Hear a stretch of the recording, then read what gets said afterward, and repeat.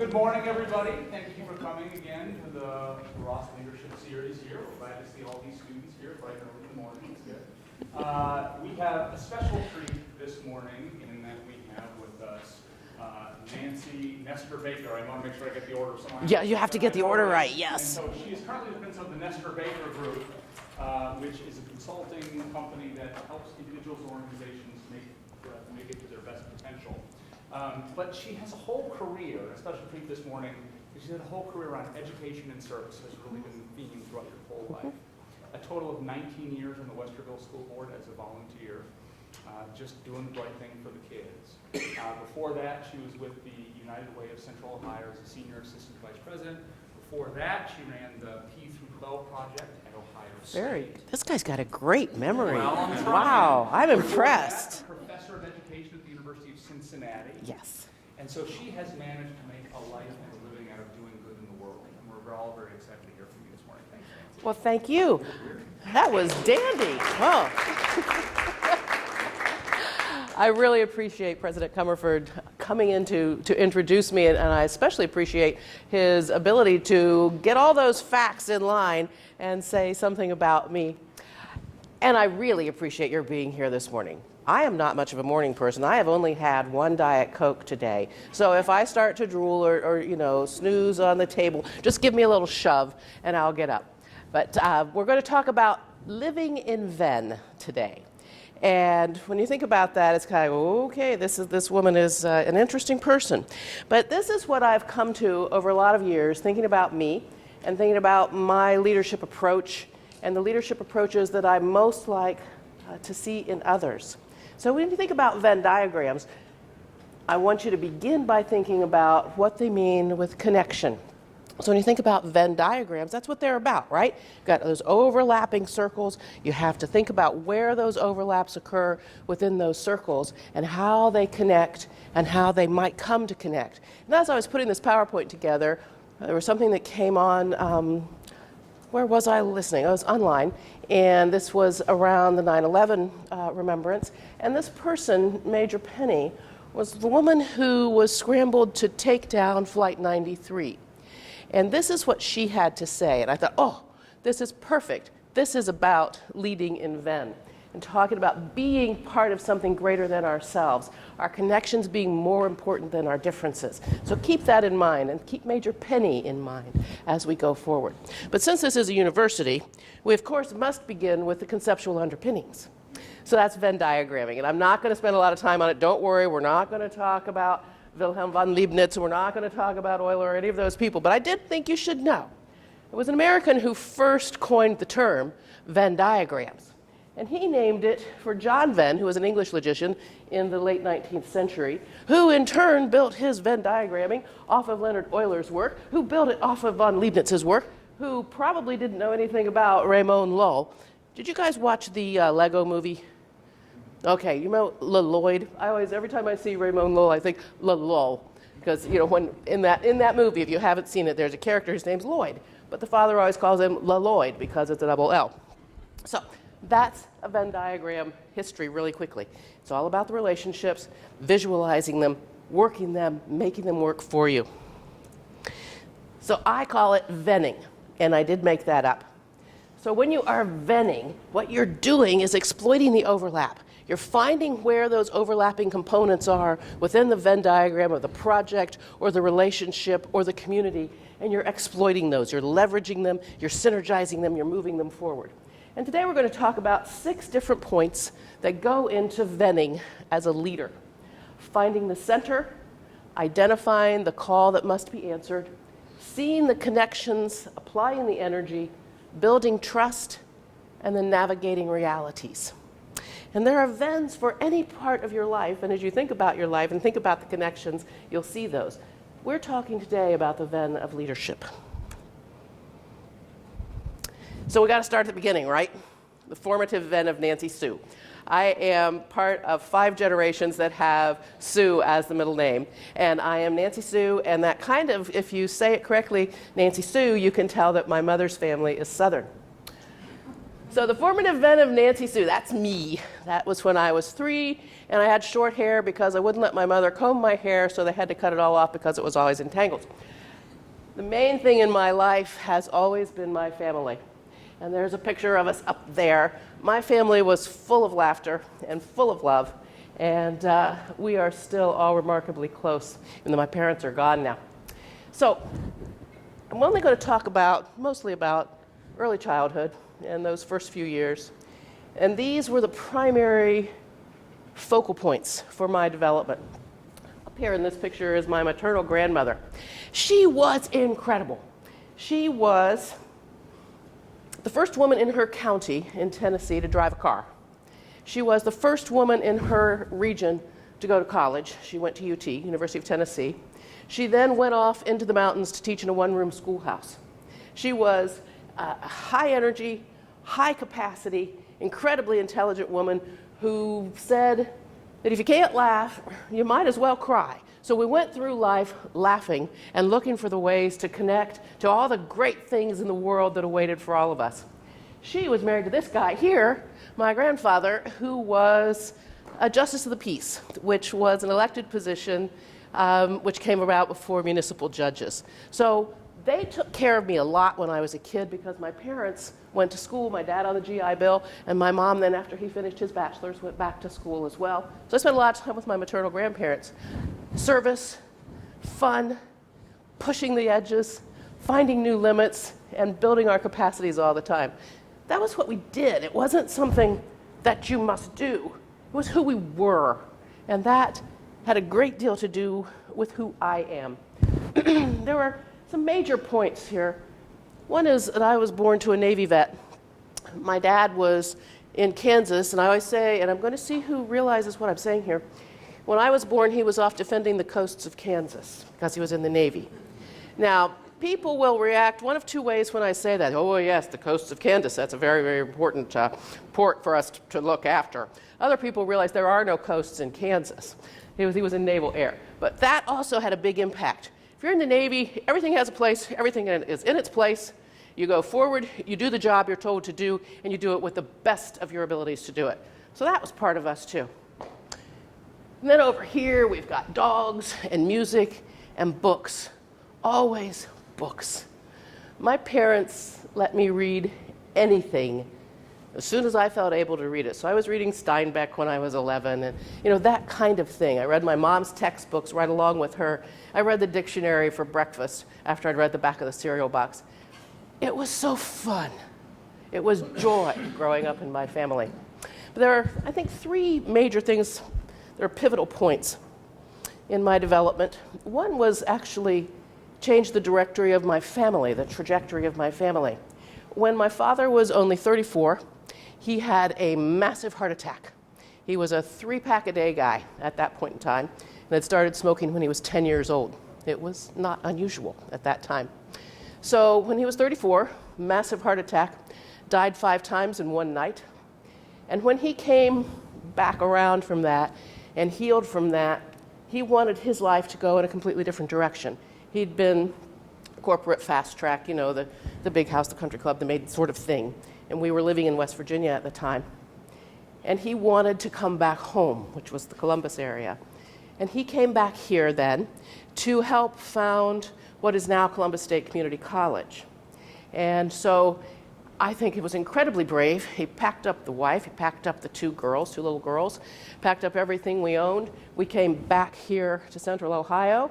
He carried Columbus State, what is now Columbus State Community College, all the records for that school in a cardboard box in the trunk of his car for years. That's how big it was. And so as I grew up, that college grew up and began to infiltrate every part of our lives as a family. And it was all about expanding education, providing education to as many people as you possibly could reach, opening doors, finding new pathways, getting people to where they believed in themselves. And that was a huge piece. Another piece was when we moved from the Columbus area into the Westerville School District, into Minerva Park, which is just south of 270. It's a lovely little village. It was the worst year of my life when we started, and that is saying something, believe me. When we moved here, I was getting ready to start 6th grade at Hanby Elementary, and it was the first time in my life I had ever felt unloved and unwanted, not by my family, but by the schools that I was in. I was an other. I was one of those people because I came from Columbus, and we were not wanted or welcome. I thought it was my fault. You know, it was 6th grade. That's what you do. You internalize it. I thought it was me. I never told my parents. But for the first time in my life, I thought I was stupid and a failure. That, I think, hugely impacted the way I view not only middle school, but also the way that I view education in general.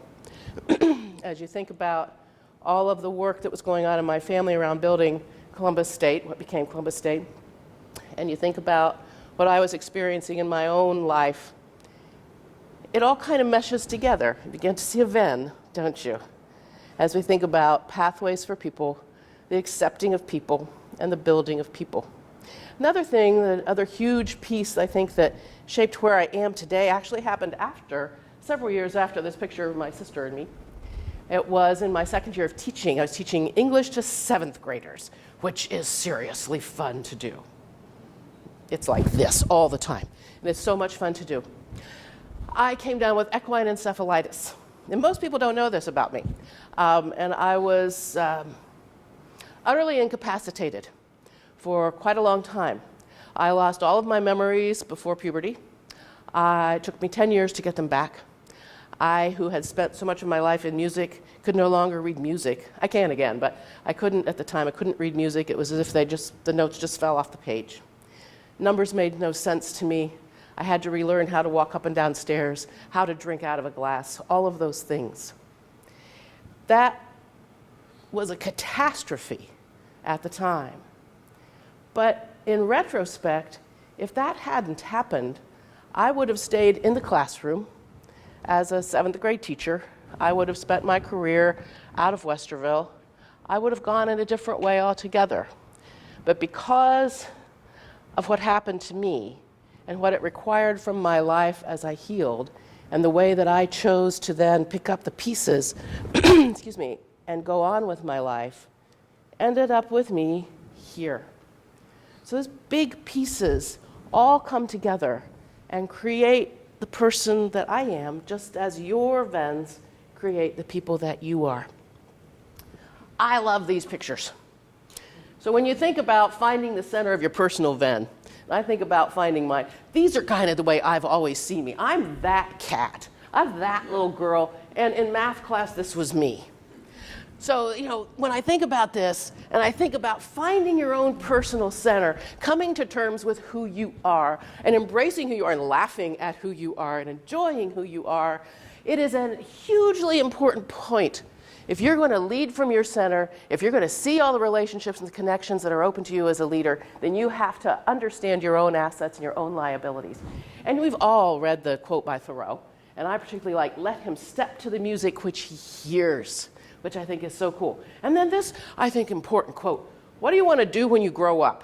Everybody asks you that all the time. And even when we get thoroughly grown up, they're still asking us, what is it you're going to do? Where do you see yourself in the next 5 years? What is your goal for the next 6 months? And I'm always like, whoa, there's so much I want to do. All of these connections, all these wonderful things to do. And the reason I'm telling you that is, we've gotten in this huge habit of finding a box and putting a person in the box and putting the lid on the box and limiting choice, instead of saying, what are all the things that interest you, and how can you bring those together and find a life that you want? How do you lead from all of the confluences of those interests and move forward with that, instead of, where are you going to be in the next 6 months? Take the lid off the box, find out who you are, and then be that kitten. Or the little girl hanging upside down, if you prefer. So let's talk about what it means to be at the center. If you're going to lead successfully from the center, your core has to be strong. I'm not talking about what I call mechanical leadership. I'm not talking about carrying out the tasks and leading through things but not really feeling them. I'm talking about when you lead from your core, when you lead from where things are most important, and when you want to get the largest impact that you can get. That's where your faith is. It's where your beliefs are, your values, your tacit assumptions. Tacit assumptions are the way you see the universe. You don't even know that you make those assumptions, but it's the way that you see the world working. Your driving passions and desires, your mental and your emotional capacities, identifying those, understanding those, and then bringing other people into your Venn that can take care of the gaps that you have. Your strategic abilities are extremely important. And then your willingness, not your ability, but your willingness to generate trust, to generate partnership, to generate followership. If you're going to lead, you have to be able to encourage other people to lead with you and follow where you're going. That's your core. That's what you have to strengthen and maintain. So, this is Lord of the Rings. Anybody like Lord of the Rings? Oh, I love Lord of the Rings. If you haven't seen the 3 movies, you should watch them. If you haven't read the books, oh my gosh, you need to read them. So, identifying the call that must be answered. This has been one of the most important things in my leadership career, if you want to call it that, the years that I've spent in leadership. The call that must be answered, that comes from the core, that comes from the center, and that shapes all of the leadership that you're engaged in. When that call comes, that call that you have to answer, it can be just for yourself. It can be for yourself and others, or it can be only for others. It's not based in your brain, in the cognition part of your brain, or the analytic side of you. If you choose to believe that a call that you have come to totally rationally is the call that must be answered, chances are you've limited the call, because it comes from deeper than that. It comes more from your primal brain. It comes from your emotional, your gut instincts, your driving passions and desires. It's your reason for being. It's the river that runs through and around and submerges many other components of your life. And it's a you shall not pass commitment. That is, if you've seen this is Gandalf, the wizard, okay? And here he is, Gandalf the White, and he starts off as Gandalf the Gray, okay? And at one point, this Lord of the Rings is a story of good triumphing over evil, right? And at one point, Gandalf is on the bridge, and the forces of evil are coming. They are coming, they are coming, they are coming. And he says, you shall not pass. And obviously he wins, but he also gets thrown over the bridge at the same time. That's the kind of commitment you have to the call that must be answered. You have to be able to stand in the gap and defend that call and live that call at all costs. So I'm going to give you one of my calls, and it's probably the one that, if you are familiar with me at all in Westerville, you know. It's the Board of Education. And these 2 pictures, this is me the first night on the Board of Education back in 1991, before many of you were born. And this is me at graduation this year. This has been a call that must be answered for me. And people think that's a little unusual. People will say, why do you want to be on the Board of Education? What is it that appeals to you about that kind of strife? And it's hard to answer. And, you know, when you run for office, you come up with all sorts of good answers for that. Well, you know, you want to help provide the best education system you possibly can. True. You want to protect the investment of the taxpayers. True. You want to make sure that we provide all of the opportunities that are available to students throughout this region. True. We want to open doorways. True. All of those things. But there's more. It's here. It's that you shall not pass commitment. In '91, I was a very young PTA president, and Eleanor and I go back a long way. I was a very young PTA president. I was very happy with that. I had 3 children. I was doing some work. My father and I had a business going at that time. And things went really sideways in this school district. And there was much upheaval, and it became so ugly. There were tire slashings and boycotts and personal threats and lawsuits and just a massive roiling that had not been seen in this community probably since the Whiskey Wars. And at that point, it was kind of like, you know, the Kool-Aid Man commercials where the Kool-Aid guy in the picture comes crashing through the brick wall. Oh, yeah! That was kind of the way I got up one morning and I was reading in the newspaper. We didn't have the internet at that time, really. And I'm reading all these stories and reading these vile things that were being said about people that I knew were doing the very best work they possibly could. And it was like, at that moment, I felt it and I knew it. It's like, oh yeah, I am not letting this go. So from that moment, I kind of exploded onto the community scene and took that task on. Then became appointed to the Board of Education and ran and ran and ran. And I was on for 14 and a half years and thought, you know, it's really a good idea to leave before people tell you to leave. So I decided not to run again and to let someone else step into that and crash through their own brick wall. And that was Christy Robbins. And she stepped in and did a wonderful job on the Board of Education. And as so often seems to happen in communities now, we entered another ugly phase. And people started coming to me, and Christy wasn't going to run anymore. And people began to come to me after I'd been off board for 8 years. Said, you need to come back. And I said, oh, come on. I shouldn't do this. I really shouldn't do this. And I'm beginning to think, but, oh yeah, let's do this. And it kind of worked that way. And I've given thought to it. What was it? What was the call that must be answered? It's public service, yes. It's always been about that. It's always been about education. But it was more. It was deeper. Each time I've answered the deepest call for me, it's been to fight, to protect whatever it is, in this case, the school district, the schools, the community, from a narrow, dangerous ideology. When dangerous ideologies take over our institutions, when we cannot find bridges to cross, when we cannot exploit the overlap of our connections, our institutions wither and die. That was my "you shall not pass" commitment.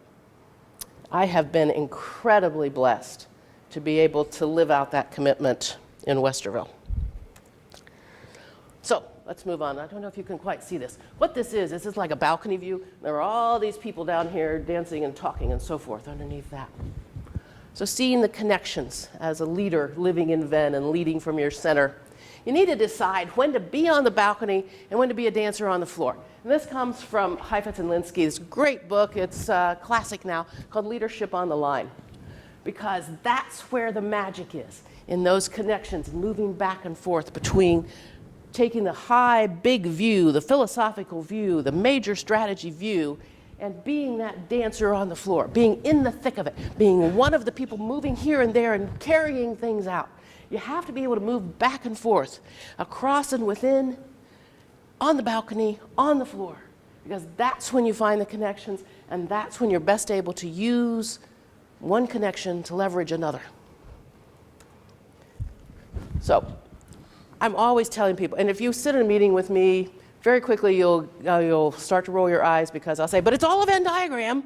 Or I will say, we have to pay attention to the social capital. Social capital is a hugely important part of understanding the connections in your leadership. When you think about social capital, just to remind you what it is, it's resources that come from group membership, relationships, networks, support. I love what Putnam says. Of course, I love Putnam to begin with.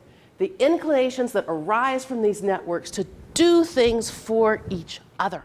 If you think about that synergy and those calls to answer, it requires that we want to do things for each other. And then the advantage that is created by where you are in a structure of relationships. There are 3 types of social capital: bonding and bridging, that are linked by linking. Bonding social capital is within group. It's those social networks that you get when you're all kind of thinking alike, or you're all part of one particular task. In some way, you are homogeneous, all right?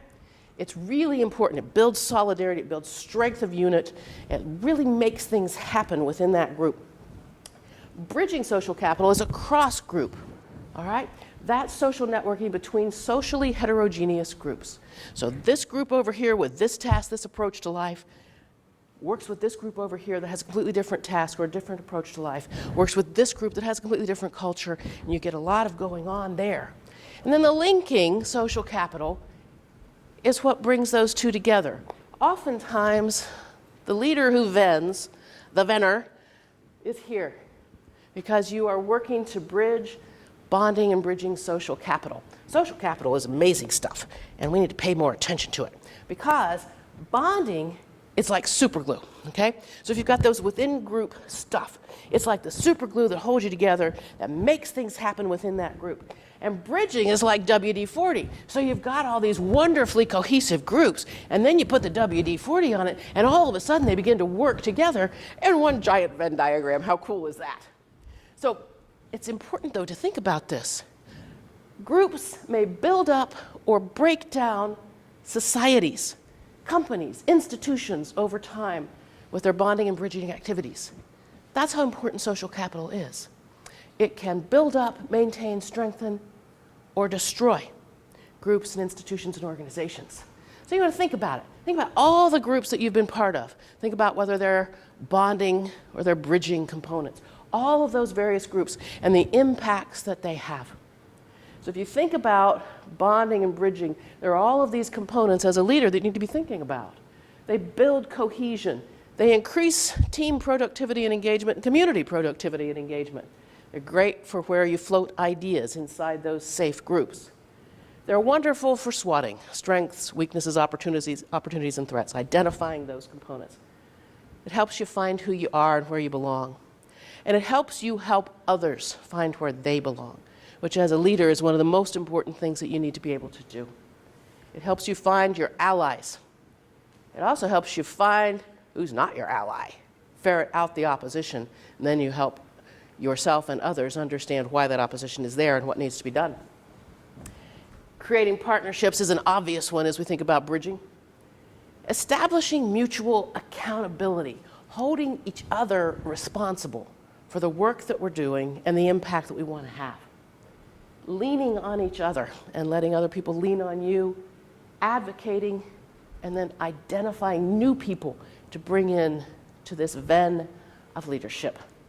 Social capital should never be underestimated as a leader. So, if we're living in Venn, we've thought about all of that call, and we've thought about all of those connections, how do we apply the energy that comes with exploiting the overlap? Because when you exploit the overlap, it's kind of like the synapses firing in your brain. As you begin to exploit the overlap, where it happens in a Venn diagram of leadership, you begin to see all sorts of energetic connections starting to appear. If that's going to happen, you've got to answer the call. Or you've got to pay attention to the fact that the call might not be there. Some of the sidebar journeys I've taken at times are because I convinced myself the call was there when the call was not. You have to, oh, my dad used to say this to me all the time, choose your battles, Nancy. You cannot fight them all. And when you are a venner, all of the battles seem like you ought to fight them. You want to fight this one because it connects to this one and it connects to this one over here and this one. You want to fight all the battles. And as you become a more mature leader, you realize you can't do that. You have to focus on where the really important intersections are at that point in time. And those will change over time. But don't try and fight them all. And the same thing kind of related to this is you don't want to get lost in the circles. You can, if you're a venner, spend your life in paralysis by analysis. You can focus so much on what's in all those circles and, oh, on the other hand, oh, this is connected over here, that you never get anything done. So you can't do that. And that also is a point of maturity as a leader and a point of discipline as a leader. Always analyze the data. All this stuff I'm talking about sounds warm and fuzzy and highly qualitative, not analyzed qualitative data. If you're going to lead well, never forget the importance of the data. Whatever that data may be, whether it's demographic data, whether it's achievement data, in my world, those things are very important. whether it's performance data, all of those pieces, never forget to analyze the data because it will cause you to pay attention to the vital intersections. It will help keep you from getting lost in the circles, and it will help you identify where you need to go next. I always think it's important to always be running SWOTs in your head. You're always thinking about what are the strengths here, what are the weaknesses, what are the opportunities we've got, and what's in the way of that, what's the threat. So be running SWOTs in your head all the time as a leader, and encourage the people that work with you to run their own SWOTs. And talk all the time about what do you see, what's out here, what's there, who do we need to talk to, who do we want to make sure to engage or not engage. Always be strategizing where you're going, the outcomes.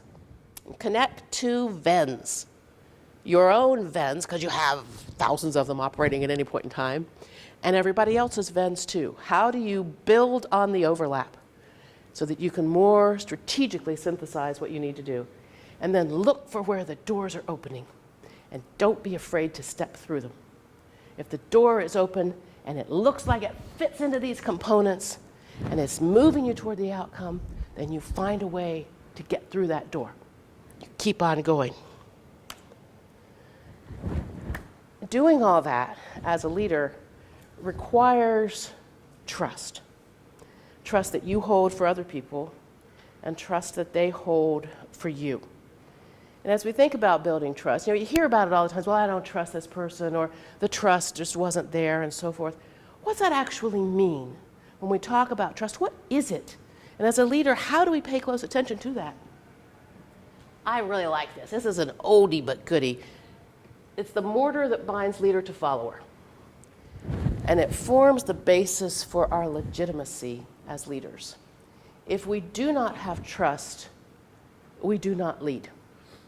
You have to have a sufficient amount of trust for people to come with you as you move forward in your leadership journey.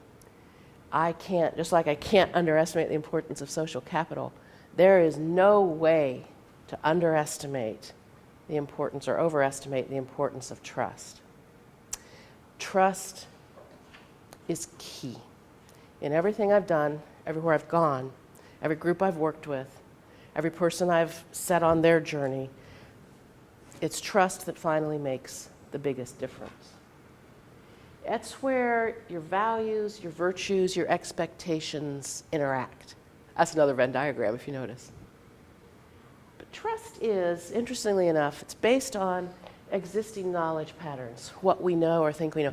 There's this old quote, Mark Twain said, I love Twain. Twain's amazing, still amazing. What did he say? He said, it ain't what you don't know that'll get you into trouble. It's what you know that just ain't so.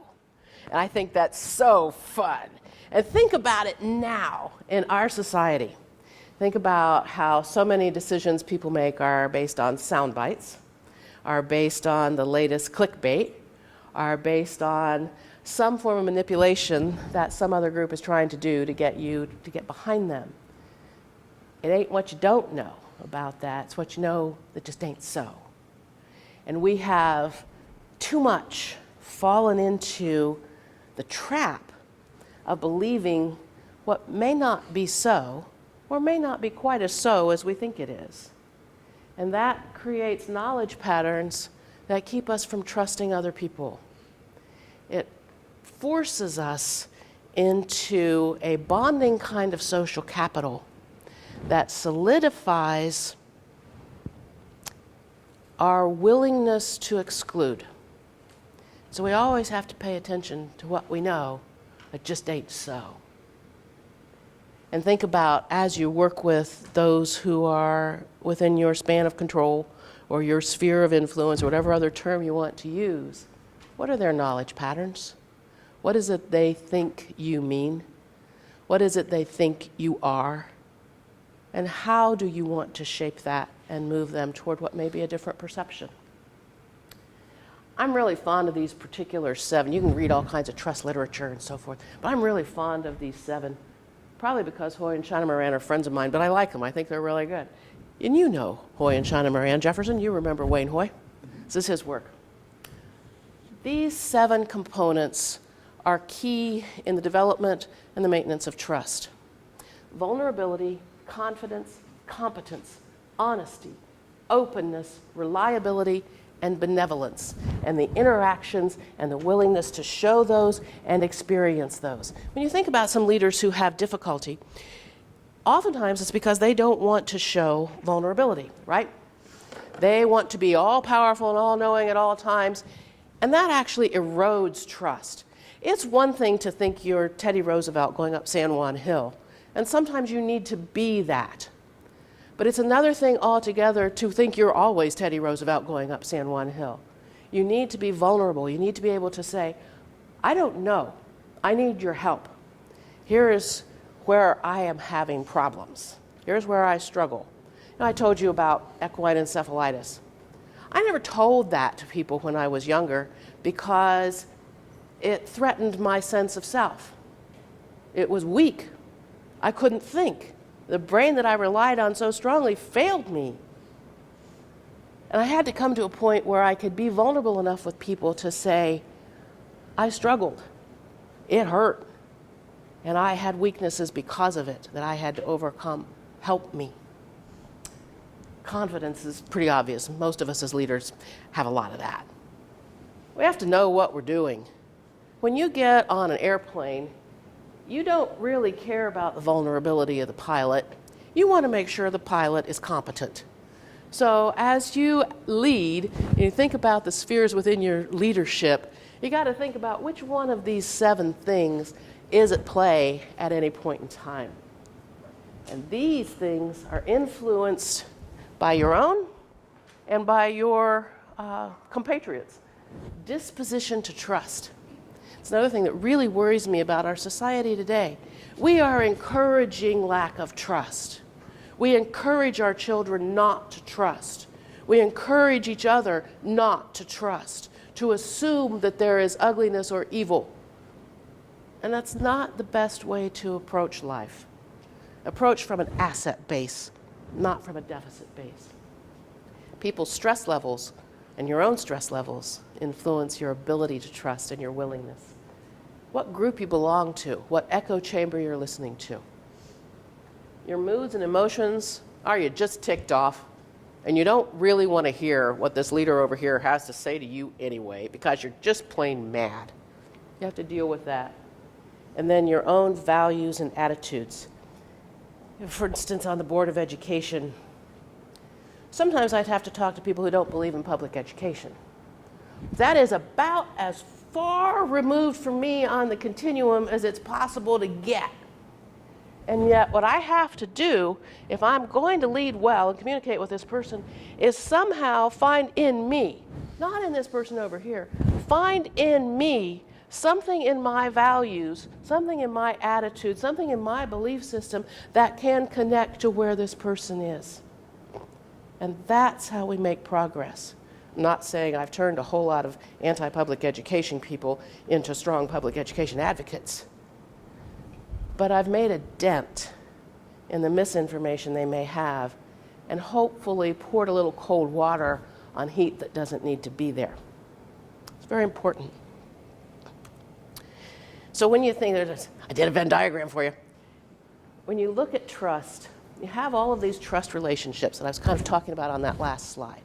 All of those components in those trust relationships, they're all impacted by the person's previous experiences, by your own as a leader, your previous experiences.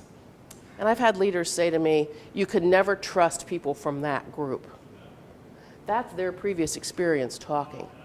Sometimes it's true, but oftentimes it's not. It's based on previous experience. So if you're running that SWOT in your head all the time, and you're analyzing your data, then you're better able to figure out if your previous experience should come to bear on this or not. The expectations of the leader's expectations of the followers, and the expectations for what can be actually accomplished. And that's where we have overlap with the goal interpretation. What is it we're actually trying to do here? And how is it we think we're going to get it done? As we interpret it, as we look at our expectations, as we bring in all the stuff we already have, as we bring in all of that tacit knowledge that we all keep within us that's built up from our childhood on, and we impact the trust relationships with that, then it all plays out within the environmental context. It's kind of amazing that trust happens at all when you start parsing it apart like that, isn't it?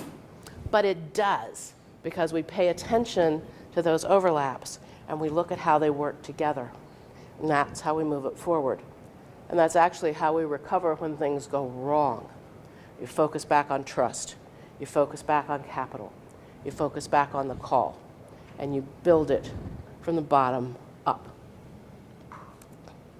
So, if you're living and leading in Venn, there are realities that you have to navigate. And there are things you have to understand. Sometimes you flat out lose. You can do all of those things. You can exploit all the overlaps. You can analyze all the data. You can strategize till the cows come home. And you still lose. And you don't know why. And it hurts. And you got to figure out how to go on. Sometimes you're betrayed. No matter what you do around the trust, sometimes you are betrayed. Sometimes you didn't really hear the call. And you failed because of it. Sometimes you missed the connections. And then he's like, oh my gosh, how did I not see that? That would have been pivotal. Sometimes you lose focus. You get lost in the circles. You get stuck in somebody else's Venn. And sometimes your own expectations or others' expectations are just too high. But on the other hand, sometimes you win. You get where you need to go. You push back the evil on the bridge. You answer the call. You achieve. You impact. You help other people be the very best that they can possibly be. And you make your world a better place. Oh, when you win, it's worth any of that stuff. Sometimes, and I like this, the bigger picture takes precedence over the process. Too often, there is comfort in the process. And sometimes that's important to have, comfort in the process, yeah. But when the process becomes the end rather than the means, we've lost the reason for being. We always have to make sure the bigger picture is still there. So I always feel like it's a win when we still know what the bigger picture is, even though our processes are important. Sometimes we create new avenues of trust. Sometimes doors open that we didn't even see in the hallway, and that's always exciting. The leverage can be far greater than you ever dreamed it would be.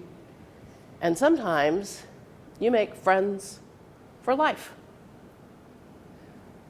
That's venning. That's being a venner. And I hope that as you lead, you decide to be venners as well, because it is a wonderful place to be, leading in the center. Do you have any questions for me this morning? Right. Yes, Nancy, can you share with us your 2 or 3 core values, because that's highly subjective. My 2 or 3 core values? Which you, Just 2 or 3? well, whatever you'd like to share, because clearly that white can of soda is, as you would like buzz, I'd like to find out if that is a good thought. Can you repeat the question, please? Oh, yeah. Go ahead, Renee. Renee would like to know 2 or 3 of my core values. You know, what sets me on fire in the morning? Not much until I've had Diet Coke. What sets me on fire after I've had Diet Coke? They're all very big picture.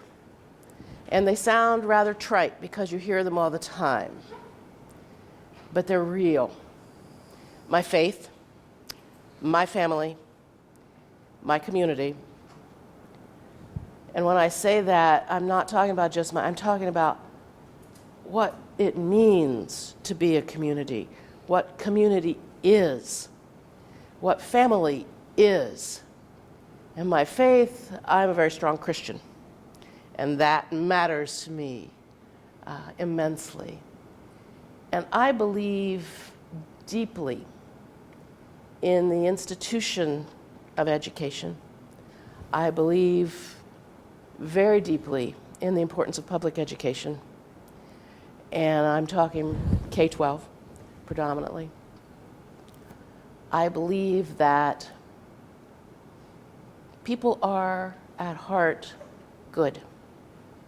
And if I lose track of that, I will fail. So that's kind of who I am, and I know it sounds like what you read online or in sound bites. But the reason sound bites appeal to us is because it hits something here. And that's it for me. Pretty simple. I'm kind of a simple person. Yeah. When you go to work on a project or something comes up to work on, do you literally draw the Venn diagram? I have. I don't do that so much anymore because after you've been a venner for a while, you just do it in your head all the time, and in fact, you're really annoying about it. But yes, I have actually done that. One of the things that I used to do quite a bit when I was a professor was to work with my students who were preparing to be principals and superintendents to do community mapping. Because what I found so often was people were focused kind of on their bonded social capital. They saw their environment. They saw what they were doing, and they saw what their project was. But when you would talk to them about community engagement, they had real difficulty seeing how there could be mutual benefit. It tended to be, too often, the students would come up with great plans for the school that really required the community to do all the giving. And so I would always work with them on doing webbing and mapping, which is basically venning, okay? So, who's here, who's there, what's this, what's that, who knows who, how do we look at this, and really try to broaden their horizons. So yes, I do write it down. I usually do it now to help others see how it works. One of the best assistants I ever had, oh, I miss her, I need her on a daily basis, was a person who filled my gaps.